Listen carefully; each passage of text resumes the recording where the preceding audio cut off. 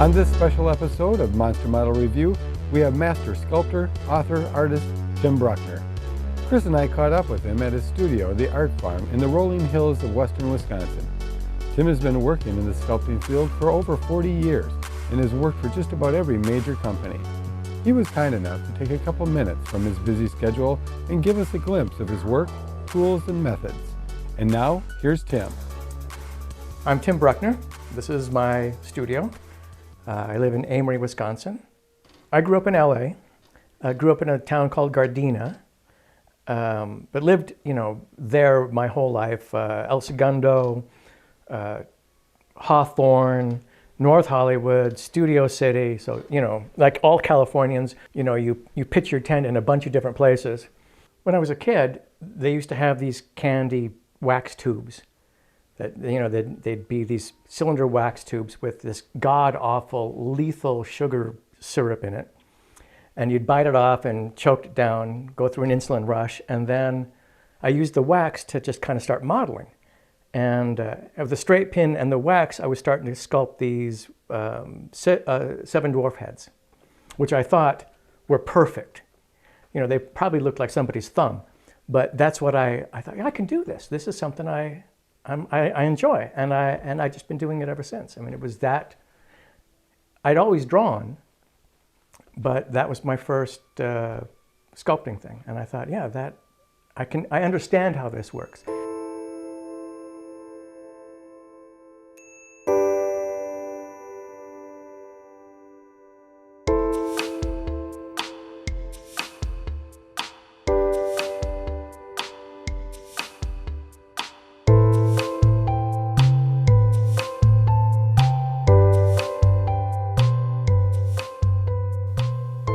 The guy across the street from us had a jewelry store in Beverly Hills.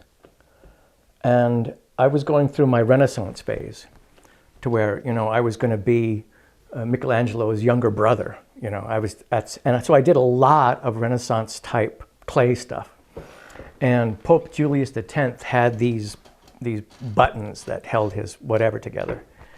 And I sculpted one. It was about the size of a $50. With a portrait of him on it and some crap around it and stuff. And Bill happened to come over to my parents' house for some reason, and I showed it to him. And I said, I'd like to have this made into something. And he said, would you like a job? And that was it. And so I started at his jewelry store, apprenticing as a goldsmith, and then learning how to carve and wax and make molds. And it was the best education possible. Because there was the pragmatic part of trying to make this something according to somebody else's needs, and then how to physically handle this stuff. Metal tolerances and chasing and filing and grinding, all that stuff I've used ever since. It was just the best education. That's how I learned to work in wax.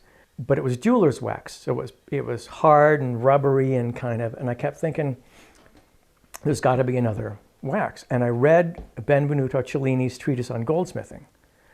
Benny was the man, really. I mean, great character. It's a great book, by the way. If you really want a biography that could be played by Errol Flynn, that's the one. But in it, he gives you some really practical advice. And I modified his wax formula.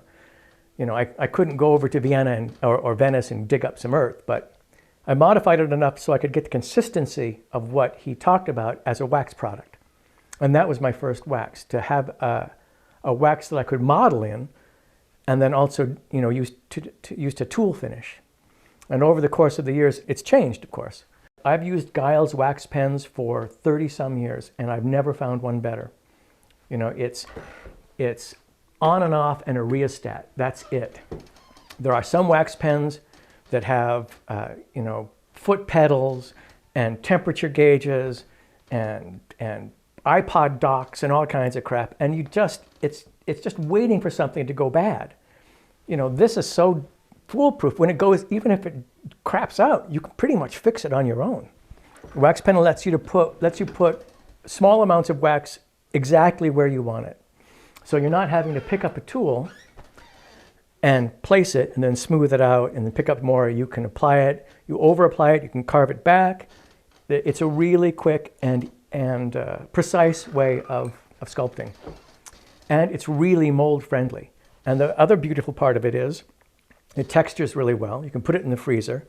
You can carve in some really precise lines. You can get it really organic looking. You can soften it. You can put it under a heat lamp and use it as clay. At room temperature, it's hard enough to tool.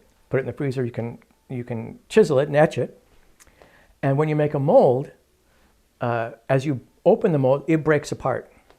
So now you're not having to cut down through something or cut along something. When the leg is out, you can cut through that void and know where everything is as you're cutting. And it sounds like it's a disadvantage, but being able to have the sculpture fall apart for you as you're demolding it makes your cutting more precise. I did 2 years at the jewelry store, and then I went to work for the Stansberry Group, who were essentially an industrial design company. They were doing surgical gloves and all kinds of weird-ass things. And I don't know how he got the gig, but he got the gig to sculpt an alligator suit for a movie called Joe Panther, starring Brian Keith, I think.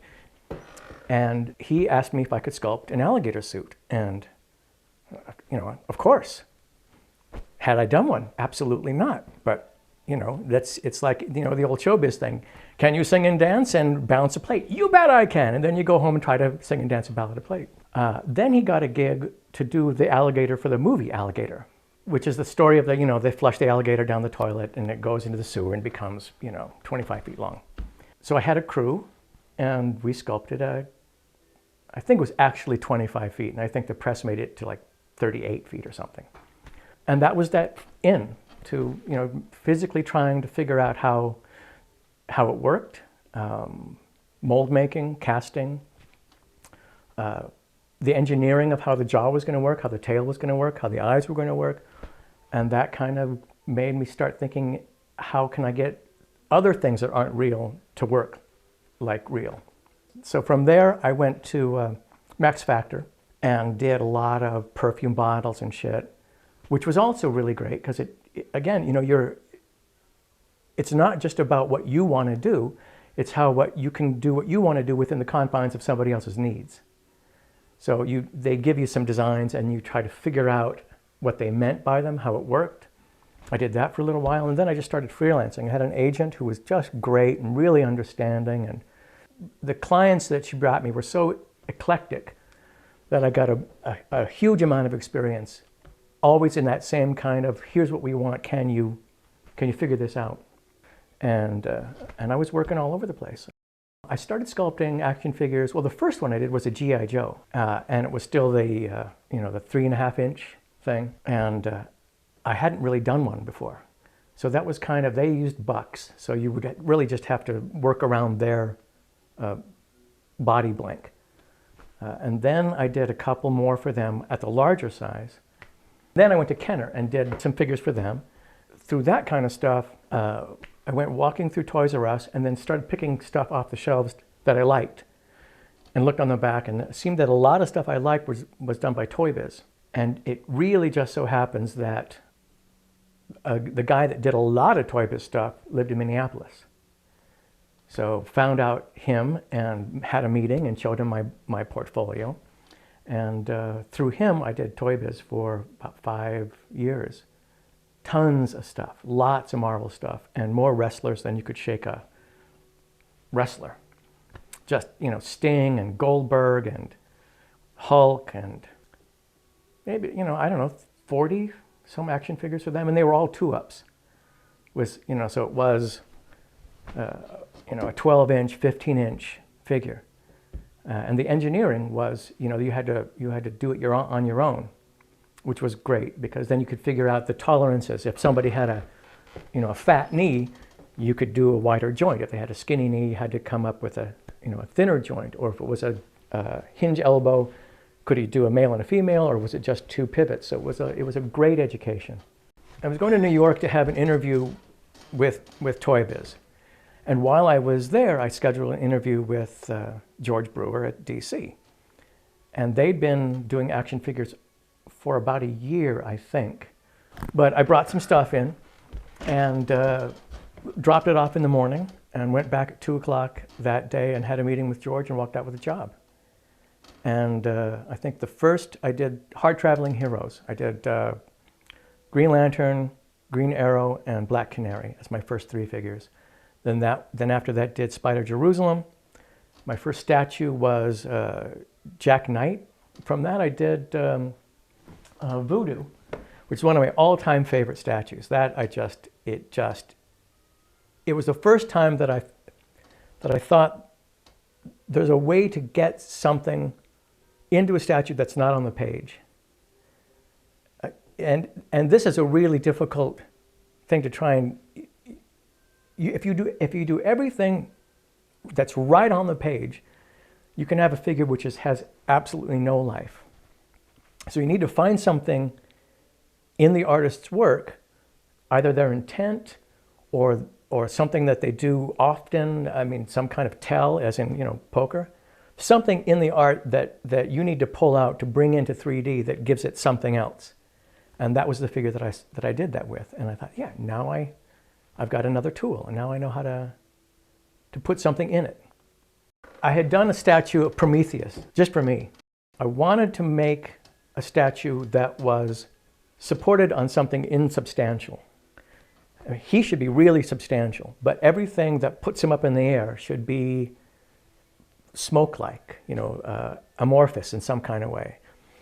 And so that's the one I did, and showed it to George, and kept pitching it. Oh, we could do this, we could do that, we could do this. And I said, well, what would be great is if Aquaman coming out of the waves. And I pitched it pretty hard and did some illustrations, and he said, all right, well, we'll give it a shot. And that was the first time that I really thought about how that could work.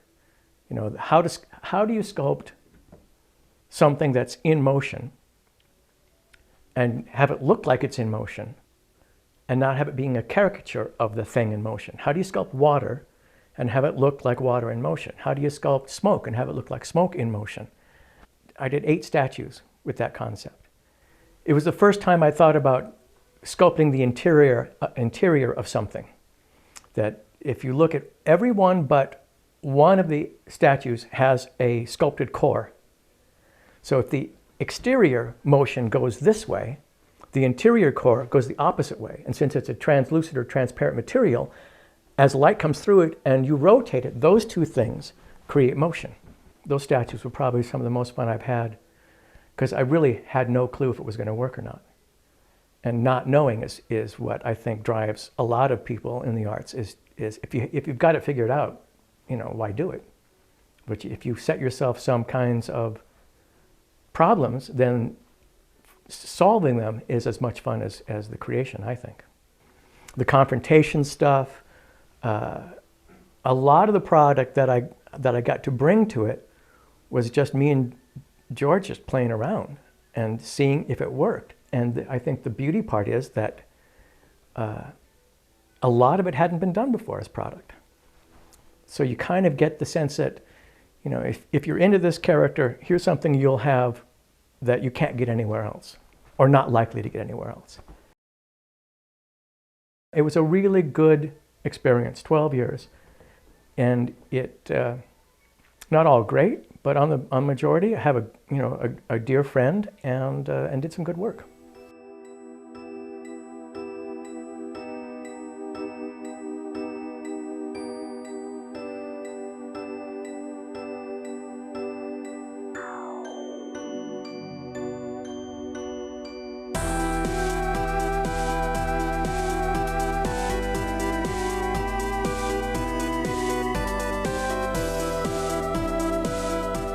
Ruben Procopio, who is a big Disney guy, he had an outline for an idea for a book about sculpting. And Watson Guptill, who do a lot of the, how to crochet animals and, that kind of crafty kind of thing. So he pitched to them. And they were kind of interested. And so he and I we had worked on a couple of different things together. I did some Disney things for UNESCO. I did the Pirates of the Caribbean. I did Woman in Red. I did the Auctioneer. I did the Captain Hook, and then the jailhouse scene, which to me was a really interesting piece of work. So he and I had worked together on those projects. So he called and said, I've got this pitch going. Do you want to part of it? So he and I started writing initially, just phone conversations, just to try and figure out how this worked. And the danger of writing a book like this, knowing what you know, is that you forget how you know it and how to tell somebody else who doesn't know anything about it. So I'd known Zach Oat for a while, and so Zach was the editor for Toy Fair magazine for 8 years or something. And he knew just enough about the process, but not too much. So I brought him in, and we would run the process by him, and if it didn't make sense to him, we knew we weren't making sense to the people we were trying to get to. And then we just dug in. I mean, we started off at weekly phone calls, and then it was bi-weekly phone calls, and then it was emails you could not believe. And this went on for a year and a half. And without Zach, there wouldn't be a book. It was having the perspective and the distance of somebody who doesn't know what you know, but wants to. And it made clarifying the process and how to deliver the process in a lateral way without tipping too much. You're going to need to know how to make a mold here. We're just going to touch on it here. Later, the other kind of mold you're going to need to make is going to be different. Or here's what you're going to be sculpting in, and these are the tools you're going to need, but when you start doing it in wax, you're going to need something else. And we wanted to make it funny and avoid textbook at all possible costs. But it was a lot of work, but I'm really proud of it. I mean, there are some schools that are using it as a textbook. I think even if you're a professional, there are things you might get from it. If you're a novice, we won't steer you wrong. Part of the impetus of the book was to make sure that we acknowledge the things not to do as much as the things to do. The stuff is expensive. You can blow through resin really quick if you're not sure what you're doing, and RTV is even more expensive, and you can bust that out if you're not careful. So that was really important, to make sure that we gave you as much practical, don't do this, as we did, do this. And to make sure you understood that we're just giving you a basic process. And we said it over and over again. You're going to find something that works for you. So don't be, reluctant to go on your own way. Just these are the fundamentals you'll take when you do something. These will help you through, but eventually you're going to wind up a working method which works for you personally. And then that method will change. 5 years from now, your process will change. 10 years from now, your process will change, just because of what you choose to do and how you choose to do it. I have made every mistake I think you can possibly make and survive. And if I can shave 2 or 3 years off of somebody's process, or 6 months off of somebody's process, it's worth it to me.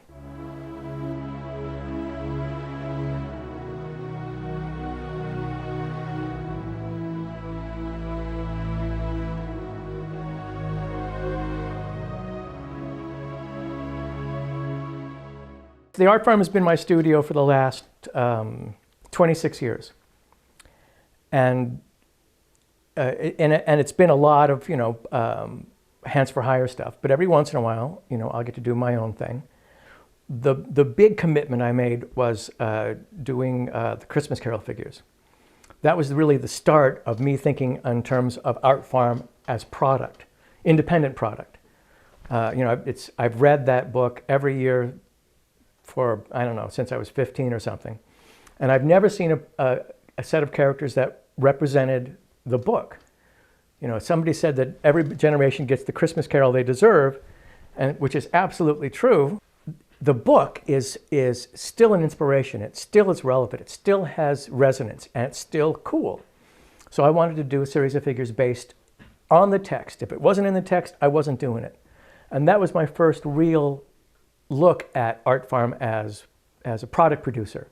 And then that led to, some of the busts, the heads, the Nosferatu, the Frankenstein, Polyphemus, the new Major Marjorie, thinking that, this is an area that I'm interested in, and that could be art farm product as well. There are so many great portraits of Karloff as anything, or Lugosi. I mean, it's been done, and I'm never going to make it any better. I'm never going to contribute to it. What I can contribute to is something that's untested, something that's in my head and maybe somebody else's head, and bring us together on something different, something new. So that's kind of where the impetus for art farm product is, that we're going to stay off of the beaten path, if possible. And if we go on that beaten path, we're going to take a couple of detours just to make sure that, we're not following somebody else's breadcrumbs, so to speak.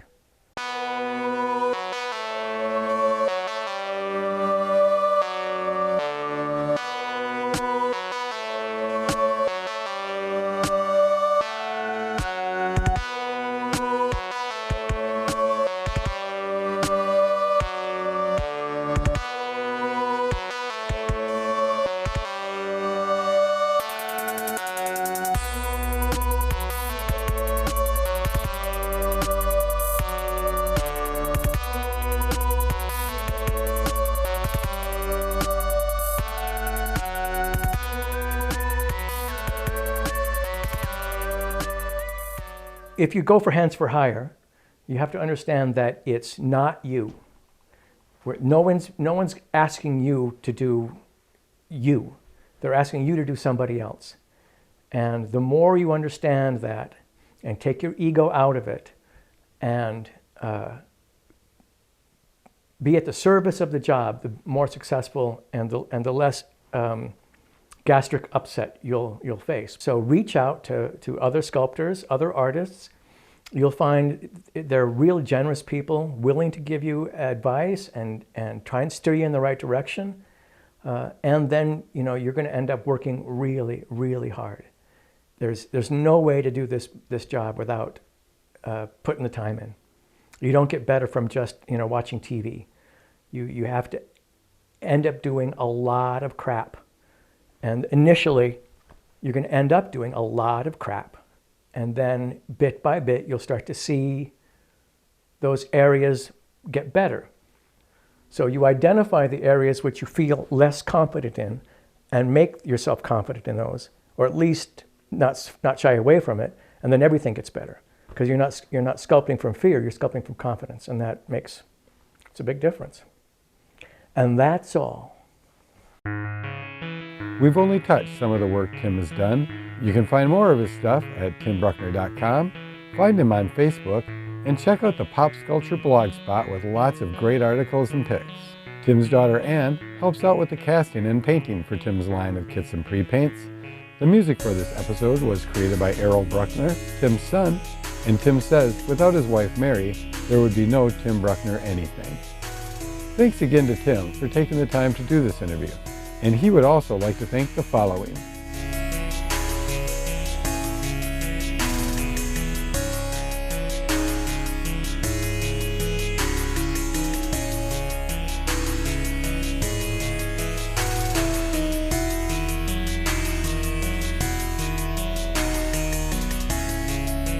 You can see more interviews, episodes, and how-tos on our website, monstermodelreview.com, or find us on Facebook. Again, thanks to Tim, and thanks for watching Monster Model Review.